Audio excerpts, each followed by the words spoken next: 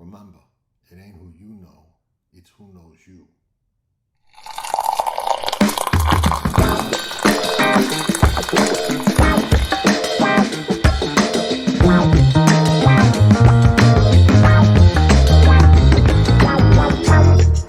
Sure, bad coffee. Makes the race. We've all heard it and it's true. But what does it mean? More importantly, how can it help you to be a sharper player? Pace points. That's how. When dealing with pace in horse racing, you have to understand it affects races at every level, class, and distance. Not always how we think it will, but the impact is still there just the same. Knowing who is likely to be running fastest at the start and who is likely to be finishing fastest nearing the finish, that last quarter mile is the most valuable wagering asset. Pace Points does this extremely accurately, utilizing fractional times of individual horses, post position, track condition, ground loss, and other intangibles like rider tendencies. Pace Points lets you know at a glance two key factors: who is likely to be fastest early and who is likely to be fastest late. We've all seen races where it looks like there's a ton of speed, and then one horse clears the field, often going wire to wire. How about the turf races that look like there is no speed? Somebody is going to set that pace. We know they will. We've seen it before. Have you ever had one of those head scratches where the pace is slow, even dawdling, and here comes a closer running past them all late? Pace Points will help you navigate these pace scenarios and more. The races that show you one horse with 1-1-1 front running lines and a horse with 3-3-3 stalking running lines throughout the fractions of the race, and the horse with the threes that looks like the stalker is on the lead. Pace Points will help you sharpen your game, recognize these things in advance, and recognize great setups. Pace does make the race, and Pace Points will help you understand the dynamics of the pace and the race. If you watch Past the Wire TV and read Past the Wire, you have heard me say the numbers don't lie. They don't. That is why Pace Points starts with the individual fractions of each horse and goes from there, where the best eyes, angles, and experience in the game factors in post, trip, ground loss, jockey, and more. An invaluable tool for any arsenal. We'll put this crucial info at your fingertips in an easy to read, recognize, and more importantly, utilize fashion. I like to say simplicity is the essence of intelligence.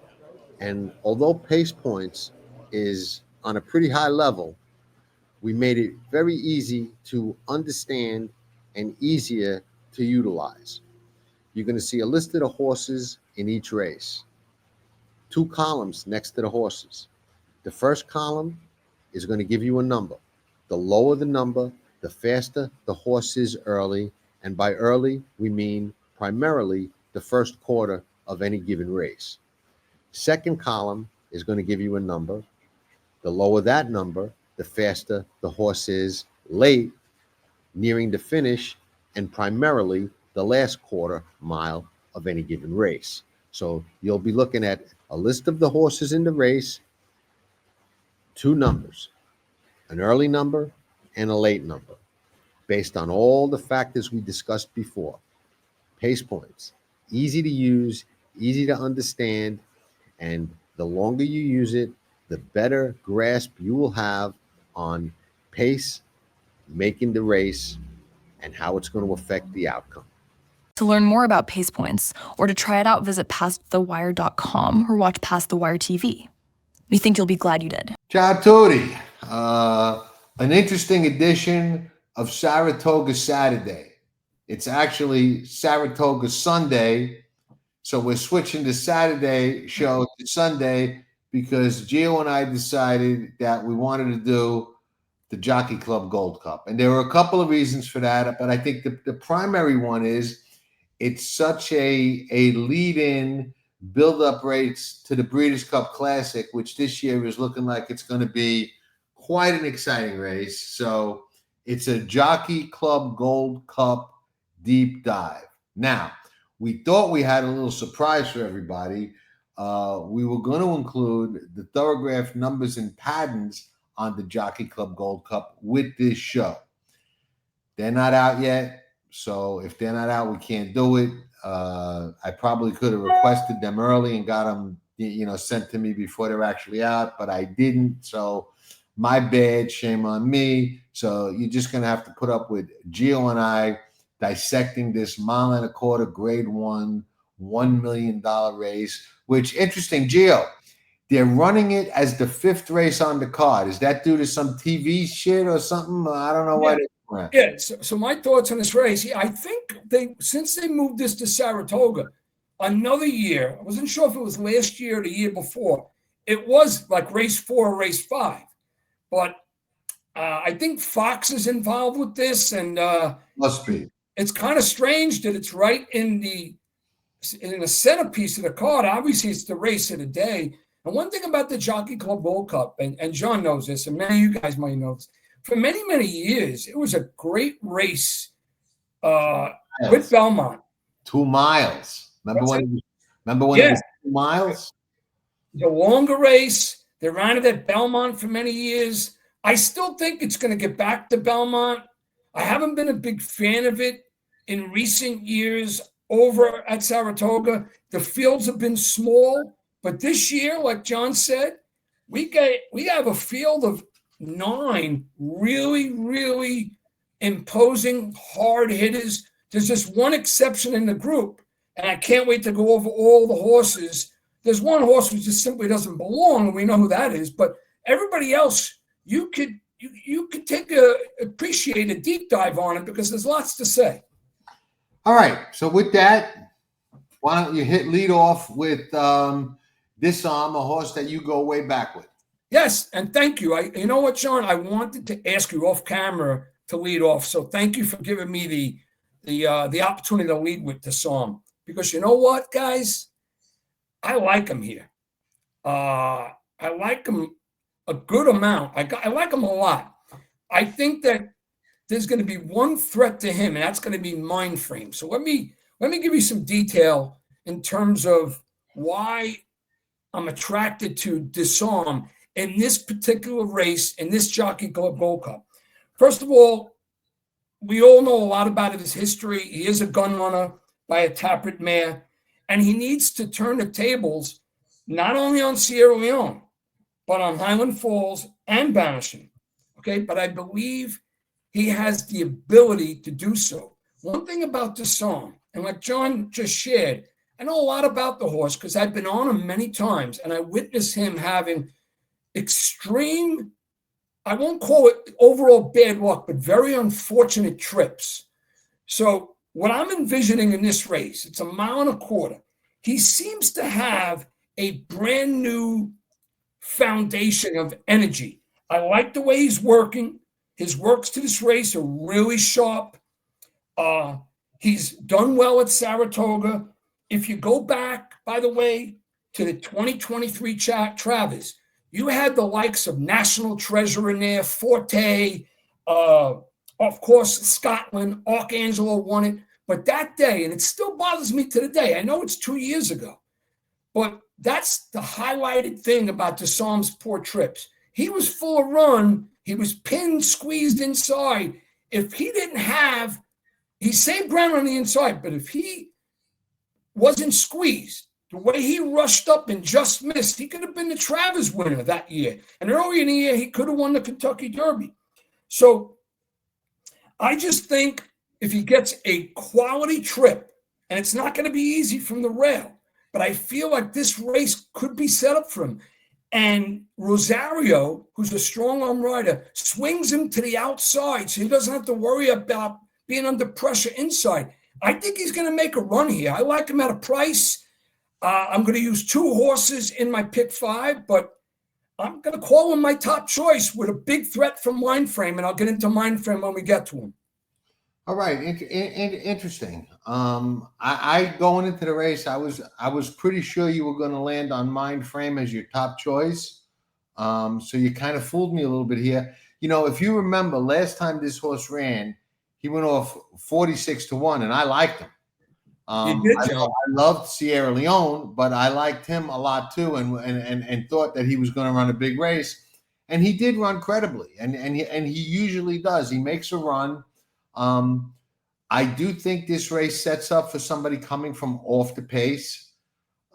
He's one of the ones that's going to be coming from off the pace. He does have a win at Saratoga. You know, he's had a lot of legitimate excuses. I agree with that. And I think he's a true, even though he's 0 for 4 at that distance, a mile and a quarter, I do think he's a true mile and a quarter horse. And he's never really had things fall into place for him to close the deal. I think he's a big threat. I agree with you. I think he's going to fly well under the radar and be every bit of the 15-1 morning line. And I agree. I think he's dangerous and a horse that can certainly be used here. Not my top choice, but if I wind up playing a pick 5, and I don't know that I will, I'm not sure how I'm going to bet this race yet. But he would be one of the ones I would use unless I singled somebody. But absolutely a major contender in my book as well. So we're in agreement on this song. Cool, man. Cool. Highland Falls. I'll take Highland Falls. We'll just go back and forth, okay? Okay, sure. Highland Falls, always showed a lot of promise. Always been a horse that really looked like he was going to put it all together. He won this race last year, so he's a Grade 1 winner. We know he likes the racetrack. He beat Disarm in that race. He ran good last time. I used him for second. You remember I showed you my tickets, how I bet that race. He was the horse I took for second to Sierra Leone. You crushed that exactly, John. But yeah, I threw out, I forget who the favorite was, whoever it was. I threw him out and just went this way. Or who the other hot horse was, I forget. Maybe Fierceness. Fierceness is the one that I tossed. But I don't think he's going to be able to turn the tables on Sierra Leone, and I think he's going to have trouble with a couple of others in here. Deep stretch.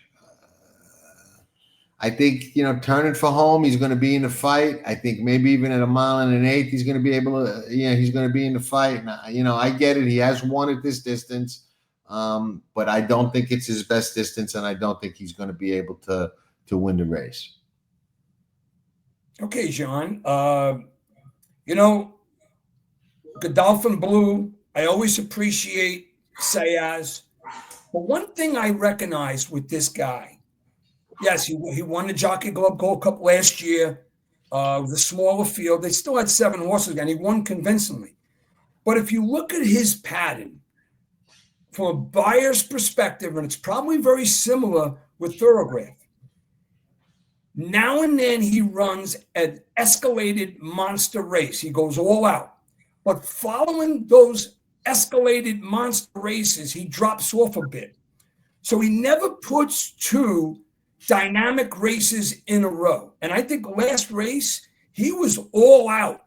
He filled that exactor into Whitney. Sierra Leone was much the best. But I think this horse is a hard hitter. I always have a foundation of respect for Brad Cox, and Luis Sayaz is practically my favorite jockey. But in this spot, I think there's going to be collective pressure for this horse. And he's got to convince me that he could run a huge race twice in a row. And he hasn't done that. So if I'm going to use him, it's strictly for deeper gimmicks later on. He won't be using my multi-race wagers, and I like him like 4th or 5th in this race. Okay. Well, that leads us to Sierra Leone, and you're up. Boy, you know what? John, so you and I have a collective history with this horse. You have more so, but obviously collectively we all know, and you and I in particular, know a lot about this guy.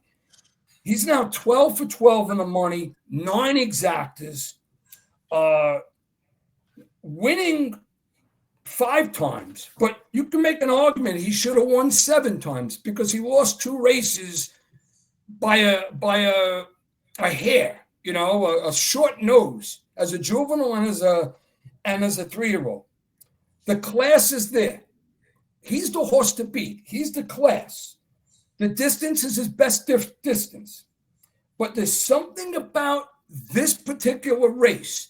He's going to come again, and he's my horse to make the triple under Disarmed and Mindframe, who we're going to get to. But I think Chad Brown, not that they're going to do it intentionally, but I think this race, I don't know if they're going to go all out in this race, because the all out is going to come against sovereignty and journalism in the Breeders' Cup Classic. So again, he'll come running. Again, he's going to be competitive. Again, he's likely to hit the board, but I like 2 others more than him in this race.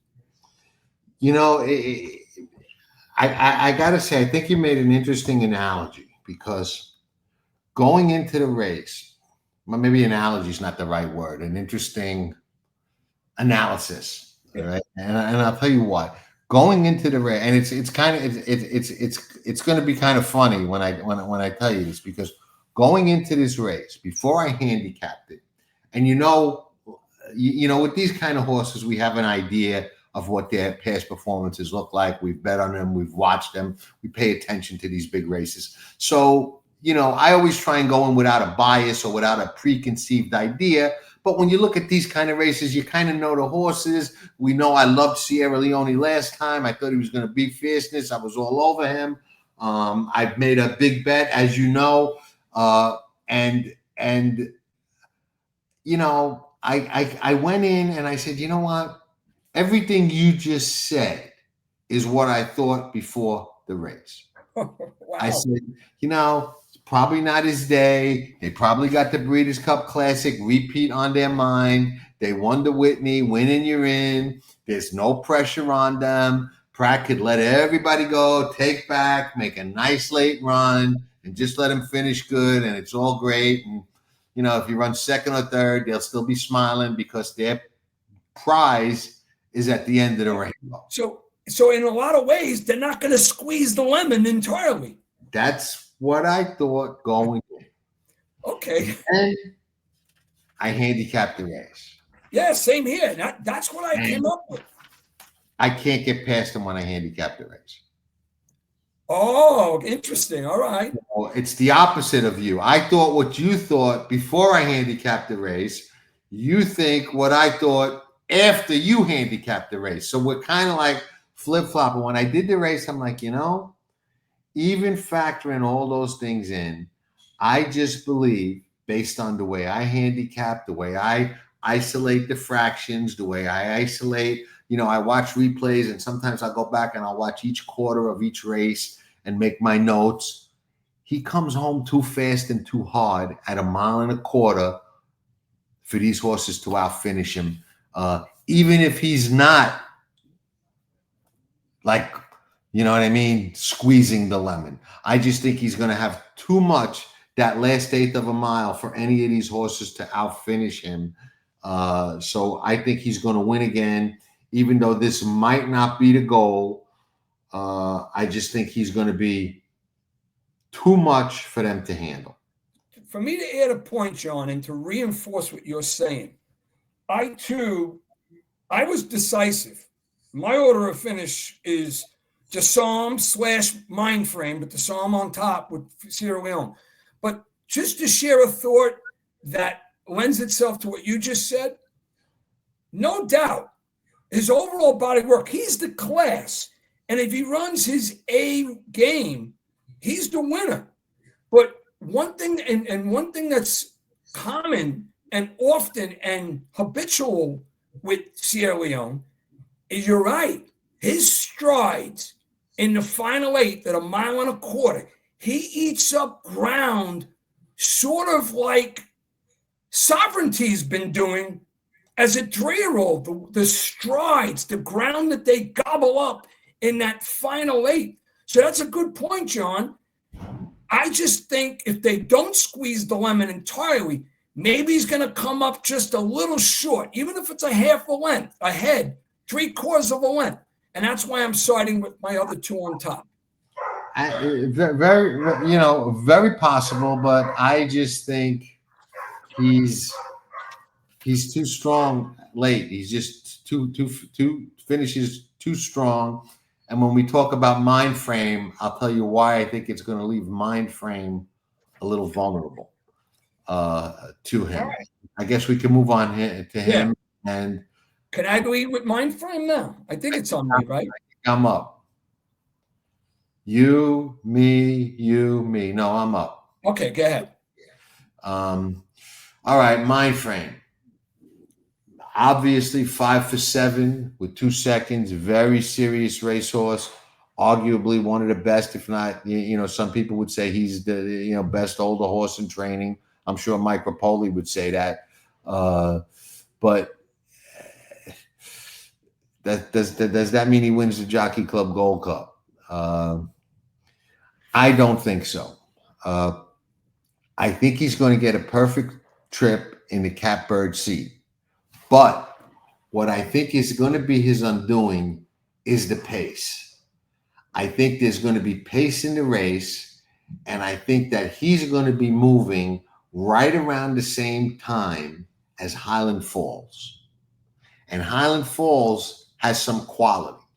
Highland Falls also has Luis Saez that doesn't give up.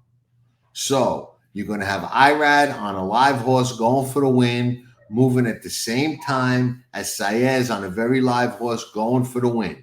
They're going to hook up a little early, and one of them is going to have to put away the other or just be outgutting the other. And when that happens, the race ain't going to be over. There's going to be about an 1/8 or a 1/16 of a mile or maybe 3/16 of a mile left till they hit that finish line. And that's when I see Sierra Leone coming, even if they don't squeeze the lemon dry, just coming and picking them up because of the trip and the way I just see the race unfolding. So Mindframe, respect him. If it doesn't unfold that way and he sits the garden trip and gets to jump on Sierra Leone again and beats him, I won't be surprised. I'm just not going to bet it that way because I see it unfolding the way that I just described to you. And I think the key is him and Highland Falls having to worry about each other and getting the jump on Chad's horse and Sierra Leone. And I think that's going to kind of set them both up to be vulnerable coming to the wire. All right. Interesting points, John. Let me tell you something. I agree with what you opened with. I've been extremely impressed with Mindframe's raw talent. Now at 4 and under-raced 4, or a horse that doesn't have as many races you would expect a 4-year-old this late in his campaign. But son of Constitution out of with the Rapoli stables. I believe Rapoli feels that this horse is just as good, if not better than Fierceness, even though Fierceness is still his baby boy. Irad wants this race. So the world of raw talent, if there's going to be pressure turning from home, I feel that Mindframe is going to be one. Like you said, he's going to get the jump. He's going to put away a horse like Highland Falls because, like I said, Highland Falls doesn't run 2 monsters in a row. So it's his first start since June. I think that needs to be noted here, Mindframe. He is lightly raced as a 4-year-old. 7 for 7 in exactas, losing twice. And you know one thing that's a common denominator? The only horse on the face of the earth that's defeated this horse is Dornoch. And how good was Dornoch in the latest stages before he retired the stud? So, and Dornoch was a game competitor. That's why I feel this horse got this raw talent. Dangerous contender. I think he sits a catbird trip. I don't think he'll quit. I think it's going to be an exciting race inside the 16th pole. He'll have the lead. The Psalms are going to be coming, and so is Sierra Leone. Does the Psalm catch him, or does Sierra Leone catch him? I like those 3 horses to make up the triple. And if the Psalm does get up, after all those unfavorable trips, Mr. Setti's going to get paid. But I'm going to be compelled to use Mindframe with him in my multi-race wages, and I'm going to play a box and an exacta. You know why? Because I'm not playing a win bet here. I'm using him too in my multi-race, in my doubles too.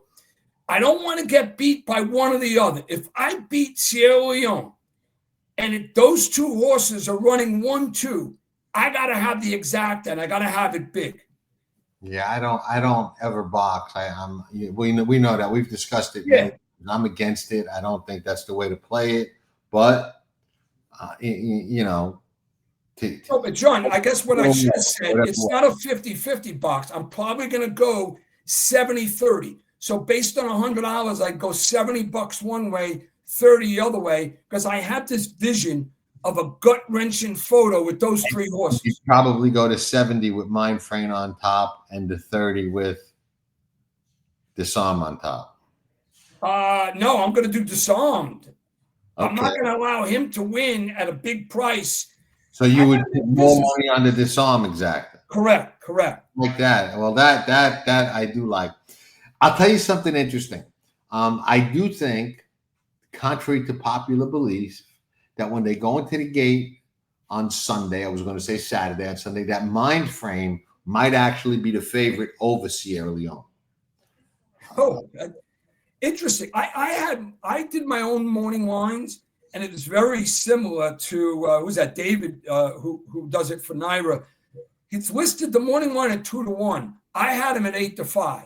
But Sierra Leone's got to be favored. But that's a good point, John. I don't think so. Head to head, they ran one time, and Mindframe beat him into Stephen Foster. True, but Mindframe's coming in first race since June. Yeah, but he's got all the Mike Rapoli hype, Pletcher, Irad. I mean, I know Brown and Pratt take their respect too, and it's well deserved. But I don't know. Could go either way, in my opinion. But yeah. What I was me from a wagering point of view, John, I should have corrected myself. It's not a true box. I am going to go 70-30 and use them both in my double, my pick 4, my pick 5, and my pick 3. The reason why I don't want to go all in on one is because the way Disarm has found a way to get into trouble. I think he's got to be swung to the outside. Let him run clean. Keep him out of the trenches there. I agree, and that kind of brings up my next point, which is what I was going to say, and that's, believe it or not, and this may sound crazy, but even though Mindframe is going to be a much shorter price, I will be a lot more afraid, for lack of a better term, of Disarm coming down the lane than Mindframe. Wow. Okay. So you got to make a decision for yourself how you're going to bet this race. Do you have a single here in your pick 5? And are you going to bet a big? I don't know if I'm going to bet a pick 5. I haven't looked at the other early races on the card yet, so I don't know how to bet this race. I do love those 3 horses in a triple. I just know I think Sierra Leone is going to outfinish them and win it. Okay. All right, moving right along. White Abarrio. Geo said he's at the plate. Yeah, White Abarrio. I'm going to be rather brief with him. At one time, this guy was a dominating horse, but I've said this on other shows. First of all, it's extremely telling that Irad jumped right off him like he was yesterday's pasta, and Santana's up for Safi Joseph. So no Irad. He's 6 now. I'm going to have to let him beat me because, in my opinion, this horse desires and loves 2 things. He loves Gulfstream Park and he loves a 1 1/8. He's not a true 1 1/4 horse. I know he's won at it, but Gulfstream Park, 1 1/8, off the board for me. I got a special affinity for this horse. I bet him big in the Whitney when he won at 10-1. You probably remember that. That I was remember that. Yes. When he won the Breeders' Cup Classic after that, I said in my seminar and on a show that we did, the races for second, I think he run a 5.5 negative when he won the Whitney. I said he could bounce 3 points. Yeah, he was a crazy horse then. He could bounce 3 points and still win. This race is for second, and he won the Breeders' Cup Classic, and I bet him that day too. I agree with you. I think he's tailed off. He's not the same animal that he was. I don't think he's quite at this level anymore. I'm with you. I think, you know, his best race, if he somehow wakes up and remembers it, and, you know, you can't say how did he win? Yeah. Like a complete shocker, but I think, you know, he's gotten a little bit past his better days, and I don't see it. Let me tell you, if he wakes up and beats me and defies my thought on Gulfstream Park and I'm out of here, this is what I'm going to do, folks. I'll gladly tear up my tickets. I get it. Contrary thinking. I'm up with him. I'm not going to take too long. He was the rabbit in the Whitney. He did his job well. If it ain't broke, don't fix it. He's the rabbit again here. He's going to assure a fast pace. He's going to make Mindframe and Highland Falls have to go a little faster early than they probably want to. They're going to have to move a little earlier than they probably want to. And with him and Phileas Fogg in there, I love it. I think it sets up for the big freight train, and I think he's going to do his job just like he did last time. Yeah, and you know, John, he got beat how much? 100 lengths last time. Yeah. I think the good bet is, does he lose by more or less than he did last time? He folded like the biggest tent in the world. One thing I'll share, I chuckled when I saw that David did, because I checked the morning lines on this. And I always said, I want a morning lines odd maker to just do it and put a horse at 50-1 if he believes. I probably would have put this horse at 75 to 100-1 morning line. It's an impossibility for this horse to win this race. He's a pure rabbit. He's outclassed. He's probably going to run last. Won. What's that? Rabbits have won in the past. They have, but if that happens, I may have to take a vacation from this sport if this horse wins the Jockey Club Gold Cup. If that happens, yeah, there you go. There we go. We'll be doing this. Everyone who got tickets. The race didn't even start. We're tearing up the tickets and sheets over here. Phileas, am I saying that right? Phileas, whatever. Phileas Fogg. Phileas Fogg. You're up. Okay, now a lot of respect for this horse. I have. I really do.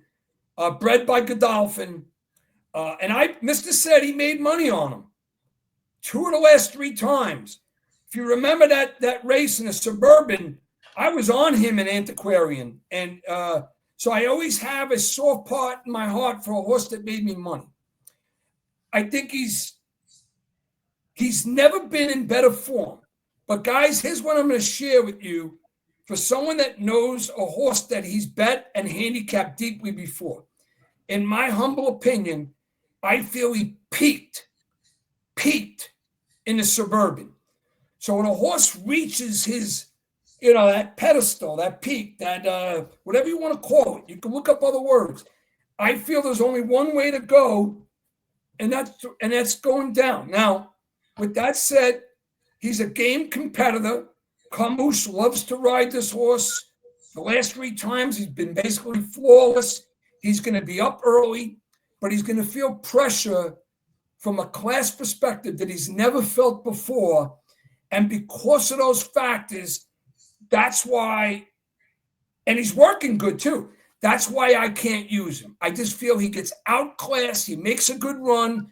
I'm going to use him in superfectors, but that's as far as I go. Okay. Carmouche is riding great. I think I'm going to start by saying that. Kendrick is having a great Yeah, he's a competitor. He's right. He really is, and he's not afraid to gun when he's got a speed horse and like take a hold like a lot of people do. And he's got speed here. the thing that jumps out about this horse to me is, and you know, I'm a big, especially at Saratoga, horse for course guy. It's 2 for 2 at Saratoga, so we know he loves the racetrack. There's just too much pace for him at the 1.25 miles for me to you know, take him serious on the win end. So I'm going to toss him. I do think he's going to go. I do think he's going to fight a little bit when they get to him. And it's one of the reasons why, you know, for me, the roads lead back to Sierra Leone because of the way the pace dynamics, you know, play out in this race. Antiquarian, interesting horse. Who's up, me or you? I think I am. Yeah. He couldn't get past, you know, Phileas Fogg in the Suburban. And I kind of thought he should have been able to, but, you know, Kendrick is tough to get past, and that horse is tough to get past when he gets to lead by himself. I like this horse a lot. I think he's getting better. I think he's improving. I think he's probably got a big win in him and maybe even a grade 1 in him if he stays sound down the line, because he's, you know, obviously lightly raced. So, you know, who knows, you know, why. I don't think two things. I don't think he's this good yet, although I can see him becoming this good if he stays on track. And he's another one who I don't like the way the pace sets up for him. I think he's going to be close to what's going to be a hard contested, you know, fought pace, especially going into that turn and coming out of that turn. And I mean the second turn. I just think there's going to be a lot of hustling and fighting at that point, you know, with some quality horses. And I think he's going to succumb to that. So, you know, he's one to maybe watch for the future, but on Sunday, not for me. You know, John, I was a spooky analysis because so much, you stole my thunder on a lot of counts, so I won't have to talk as much.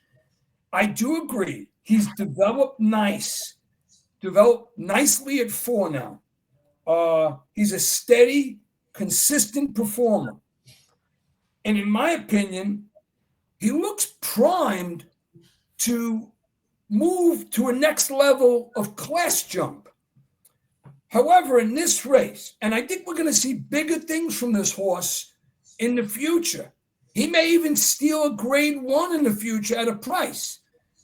And I will say to our audience, sometimes I go into a race and I play like a triple key or a super key. This is one race. I'm going to do a $25 cold superfecta, because if it's perfectly cold super, I'm going to get paid. And that's Disarmed, Mindframe, Sierra Leone, and Antiquarian. I think Antiquarian is going to be a fighter, not as good as the top 3. But in my opinion, I wouldn't be shocked if he's a stone cold 4th in this race. And I'm going to use him in some of my triple savers if one of the other guys don't get up in time. Johnny V's on him again. I respect Todd. Developing horse for another day, used in your deeper triples and must use in your superfectas, because this is a tough guy. All right. Last horse on the list, Banishing.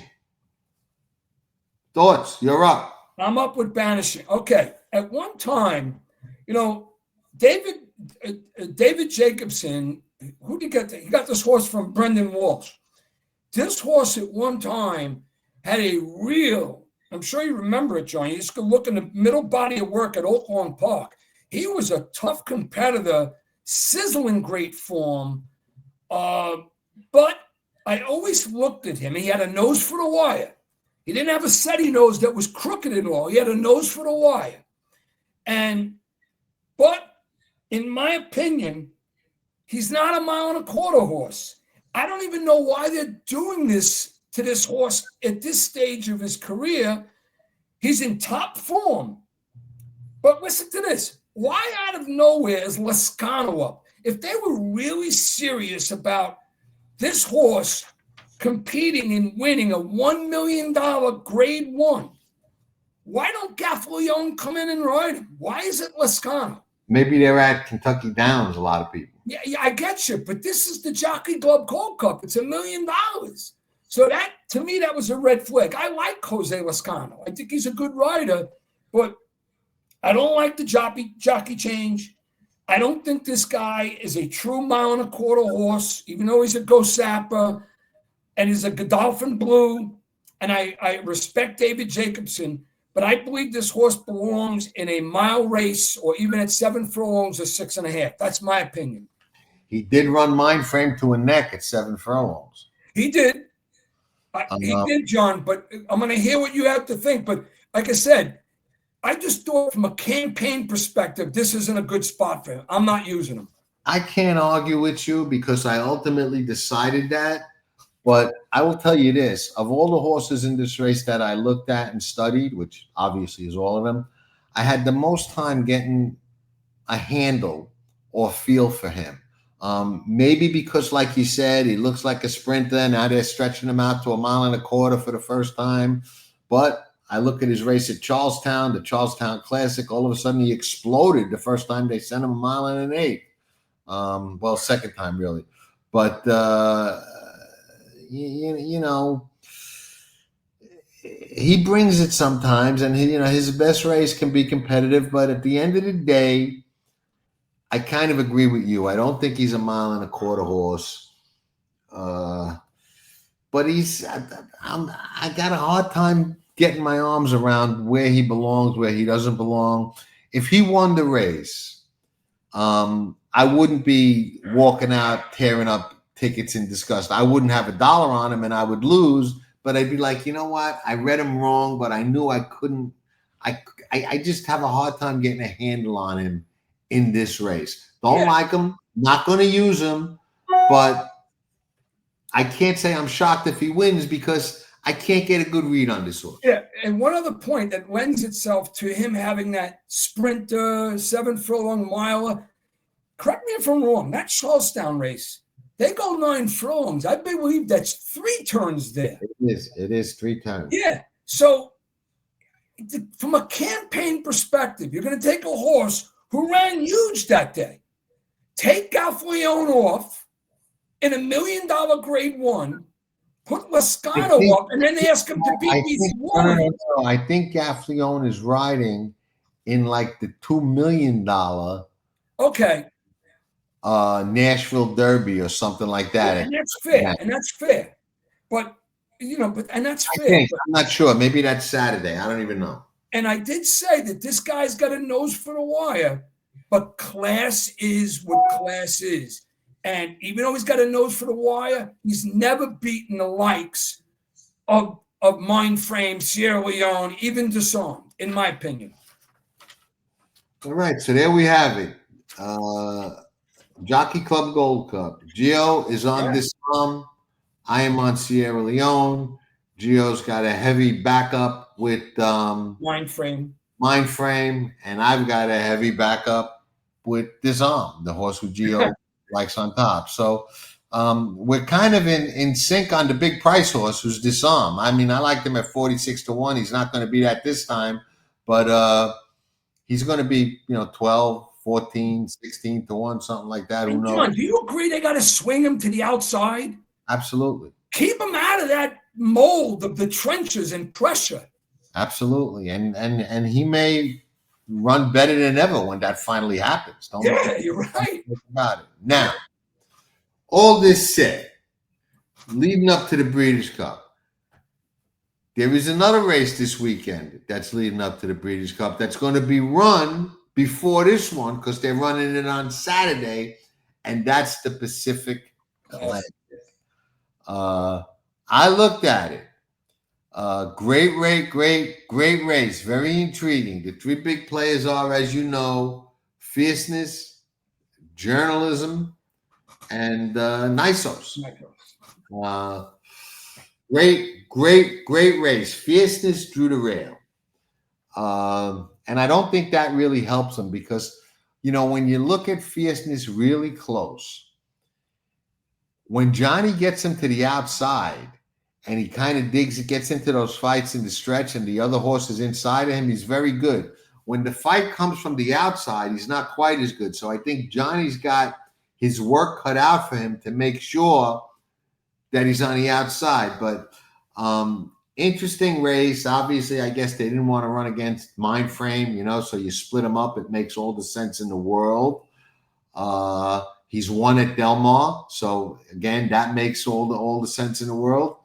I think he won at Del Mar. Isn't that where he won the? Yeah, he won the juvenile championship, Okay, and he ran like the wind blows that day. Absolutely. So I guess it makes sense to send him out there. The Breeders' Cup is at Del Mar, but I think the other two horses, I think they're going to be able to outfinish him at 1.25 miles. Both of them, Journalism and Nisos. But that's a great race too. So I will say this: regardless of what you bet or how you bet or how things work out this weekend, if you're a Breeders' Cup bettor like I am, okay, I love to bet on the Breeders' Cup. I love the quality horses. I love the big pools. I love when everybody is all in like they are on a Breeders' Cup day. These are two races that you really want to watch close. Take your own notes. Try and see something that everybody doesn't see. Try and see something that ain't in the racing form. Try and see something that everybody's not talking about. And the way that you do that, or at least the way that I do that, is I watch the replay a couple of days after the race. So all my bets and all my adrenaline and all that other shit is all out of my system. So I could really watch it objectively. And then I'll watch it 2 or 3 times and just watch 1 or 2 horses that might have not been in contention and just follow them all the way around and see, maybe I could see something that happened that cost them to run their best race or prevented them from running their best race. And those could be horses that you can come back on a day in the Classic and maybe catch a bomb, if not for the win, but sneaking into the triple or the super or something like that. Okay, my thoughts on this race. First of all, obviously, those are the 3. And respectfully to everybody watching, if you're looking to lean elsewhere, we're not doing a deep dive on the race. We just wanted to touch base on it because Thoroughbred Racing needs us to do this, and so do you guys want us because it's a huge race. But the way I see it, I do agree, John. I think I had texted you the moment I saw the post position. I said, the rail is not where Fierceness wants to be. But I do want to add one thing.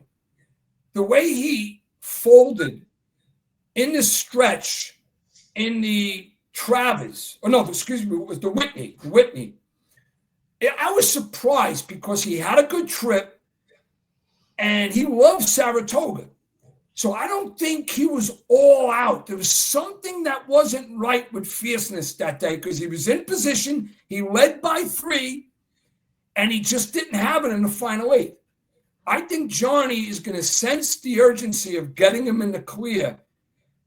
I think he's going to have the lead in the stretch. I respect Nisos, but I don't like Nisos here. I think Nisos, in my opinion, is probably more suitable at 1 mile or 1.1 miles. It's funny because I in my Amwager article this week, I wrote about that, and I said, Nisos is one of those rare horses, kind of like Wise Dan. The year he was he can run in the Breeders' Cup Mile. Or sprint. Yeah. Let me tell you, he's a contender in the sprint, mile, or classic. 3 races, he's a contender. Could be a favorite in 2 out of the 3 of them. A similar observation. But what I wanted to share, I have this vision because Fierceness ran big at Del Mar. I think he leads in the stretch. And who's going to be coming after him? And it's going to be a lot of fun to watch. Journalism wants this race because they're going to squeeze the lemon here. I'll tell you what, the 3-year-old championship is at stake, right? And they could snake it away from Sovereignty with a win in the exactly. And a win in the Breeders' Cup Classic 2 times against Older and beating Sovereignty in the Breeders' Cup Classic. He snakes it right away from him. So I think Journalism, and because I watched him in person, what he did at the Haskell, I can't tell you how impressed I was. What he did at the Preakness was a miracle. But what he did at the Haskell, running those horses down, if he comes with those types of stride in this race, remember the Santa Anita Derby when they tried to pin him on the inside. yeah. Let me tell you, he's a tough animal. So the vision I have is him and Fierceness in the lead, and him coming with a monster close. It's whether he gets up or not, because Fierceness, when he's at his best, he digs in. I like those two in a strong exacta, but I like journalism to outfinish Fierceness because of the work that Johnny V has to do to get him off the rail. And you're right, John. Fierceness is a different animal when he's got horses to his outside. He doesn't want that. Right. And he's very likely to have that on Saturday. We got to keep this straight. Saturday's the Pacific Classic. Sunday's the Jockey Club Gold Cup. Couple of quick shout outs. Katie Davis, big friend that passed the wire, just won the last race at Saratoga at 12-1. Shout out to you, Katie. We love you. We're always rooting for you, even when you beat my horse who ran second. Shout out to Umberto Rispoli, who's riding journalism in the Pacific Classic. Big friend that passed the wire, big friend of mine. Always rooting for him, even if I wind up betting on Nisos on Saturday, which I don't know that I'm going to do that, but there's a good chance that I will. You know, a lot of exciting racing. Kentucky Downs we didn't even touch on. And I love a horse. I'm not going to say it now. You're going to have to watch another show, join Track and Trips, message me, whatever the case may be. But there's a horse that Carl C., who's a big fan of the show, knows, because he's going to figure out when I said this, that I absolutely love this weekend at Kentucky Downs, that I'm going to make a major wager on, I believe. Although it's tough to make major wagers at Kentucky Downs. I call that Kentucky over the hills, through the forest, down the hill. Where's the wire? Kentucky Downs. So they make that left turn. You think that you're going to hit the wire. All of a sudden, they make that left turn, and there's a whole nother stretch left there. I got a major shout out to what you just said, John. First of all, guys, I started my progress and my capping on Kentucky Downs today. Wasn't that successful because I only played the early pick 5. I got 3 out of 5. I got knocked out. And I was a little discouraged, and then I got busy.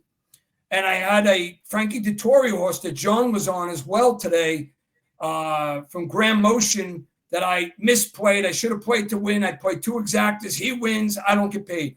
But one shout out to everybody at Kentucky Downs. I don't know who's responsible for this, John, but I was amazed at the upgrade, the drone camera work. Yeah, it was great. It was the camera work for the stretch. Now it looked beautiful. So 2 things I'm giving a shout out.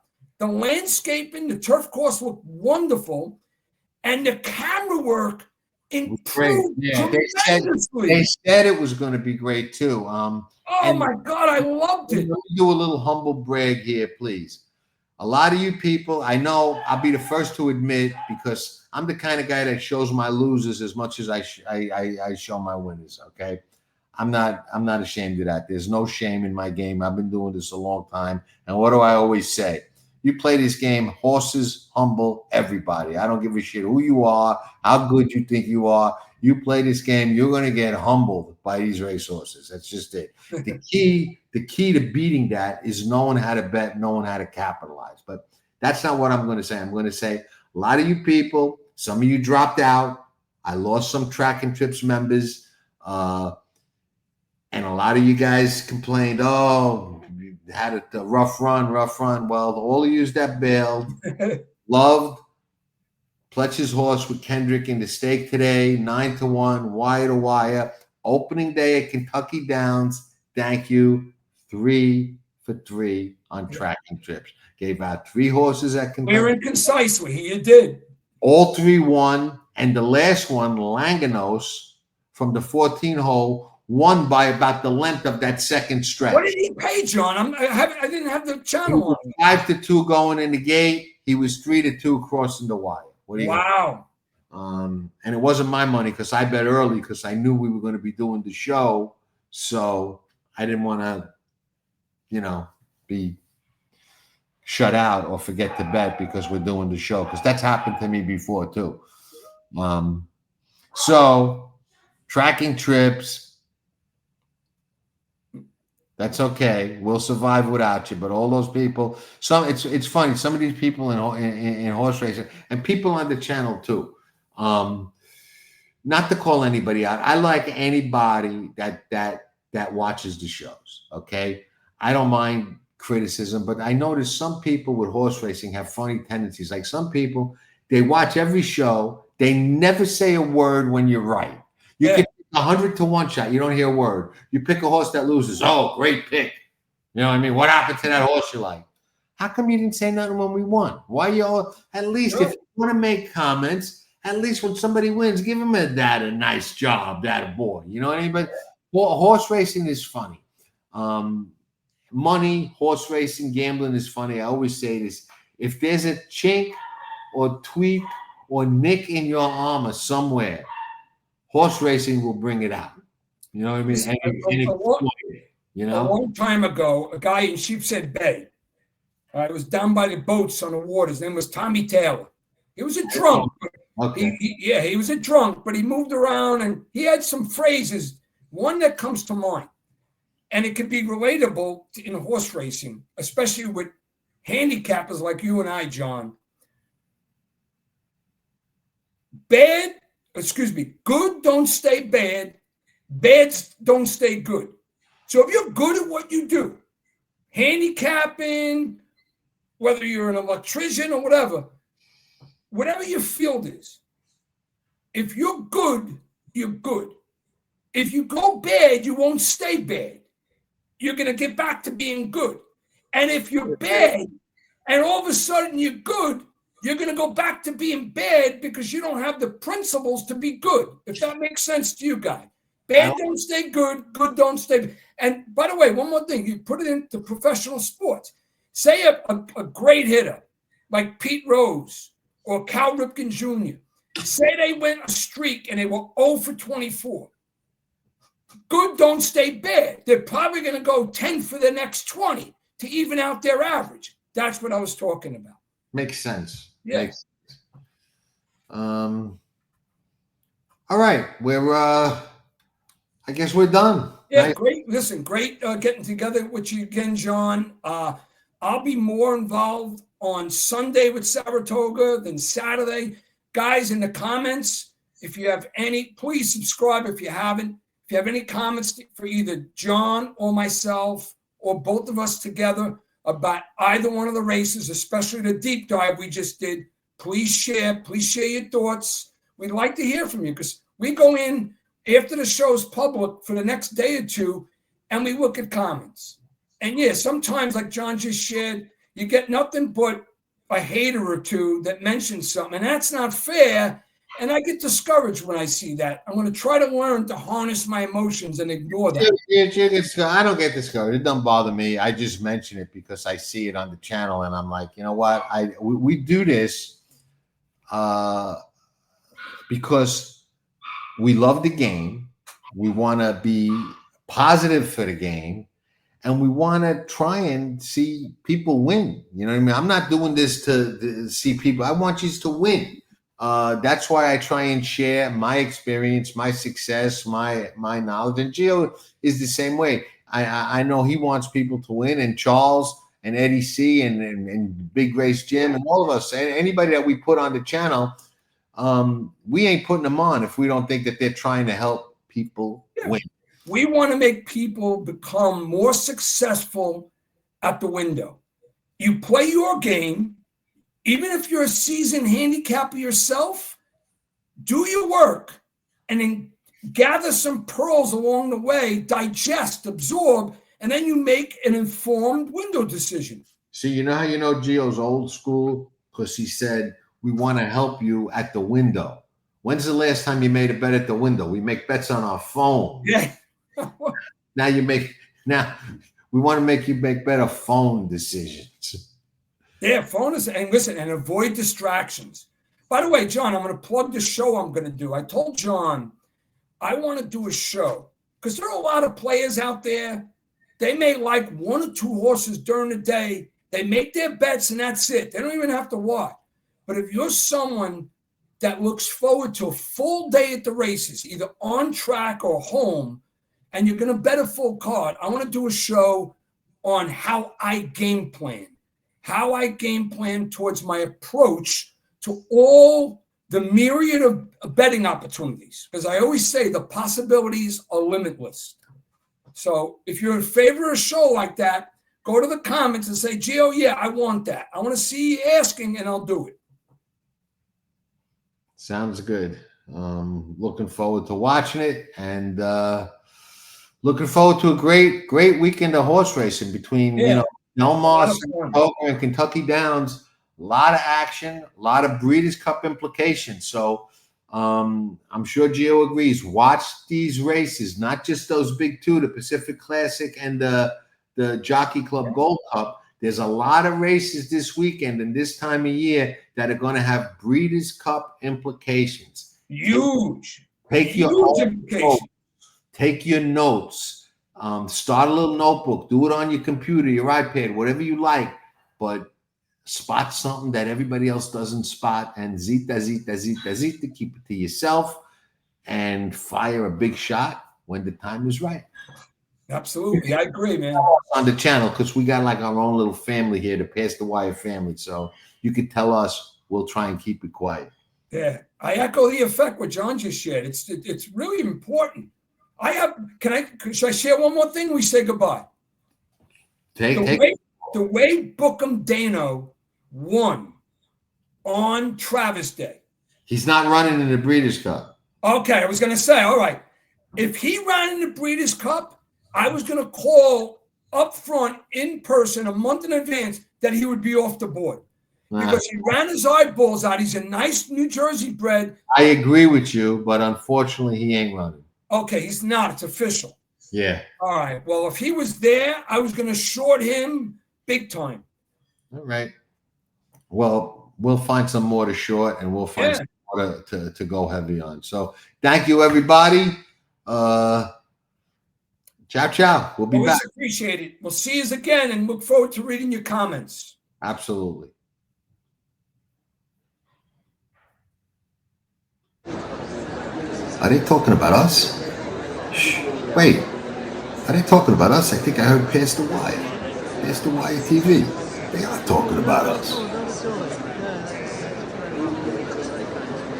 Often imitated, never duplicated. We are everywhere.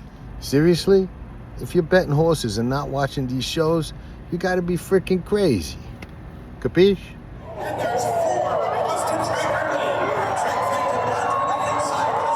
You're watching Past the Wire TV.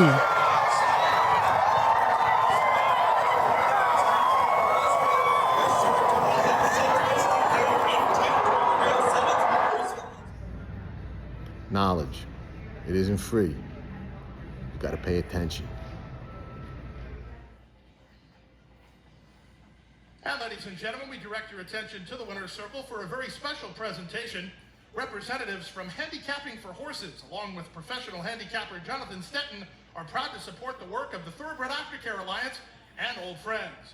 Accepting the check for the inaugural Handicapping for Horses event this past summer at Saratoga are representatives from the Thoroughbred Aftercare Alliance and Old Friends. Gulfstream Park welcomes Michael Blowen, Jonathan Stetton, Kelly Scobie, Jim Rhodes here this afternoon. Since 2012, the TAA has awarded more than $17.2 million to accredited organizations. Handicapping for Horses looks to make their Saratoga Springs event larger and raise money for Thoroughbreds Aftercare year after year. Once again, thank you to Handicapping for Horses, Jonathan Stetton, and welcome to Old Friends and our friends at the TAA. The Rainbow Six and race number 5 up next. And they're off in the Kentucky Derby. You're watching Past the Wire TV, the biggest races at the best tracks. From the Kentucky Derby to the Breeders' Cup. The best horse racing coverage is right here on Past the Wire TV.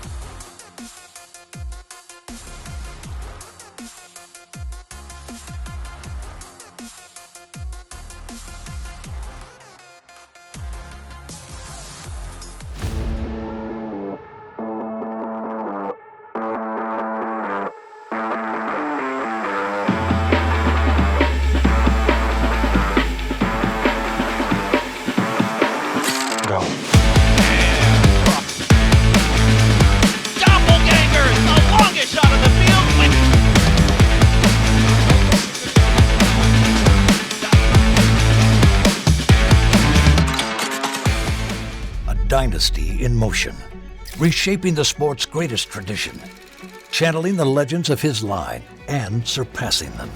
4 of the last 6 Derby winners carry his genes. A Golden Son, a Horse of the Year.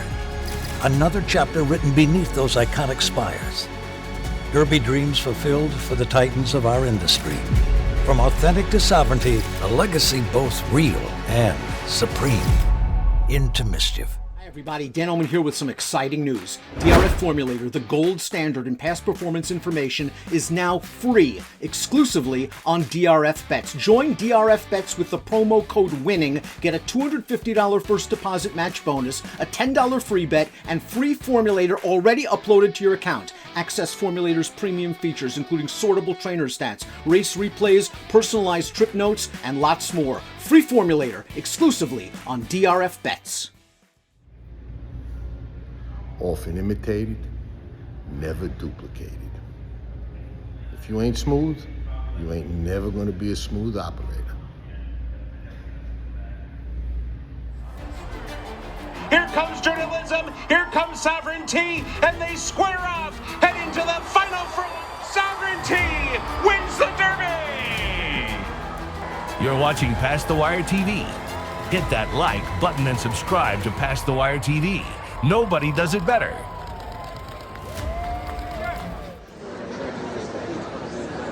Are they talking about us? Shh. Wait. Are they talking about us? I think I heard Past the Wire. Past the Wire TV. They are talking about us. Often imitated, never duplicated. We are everywhere.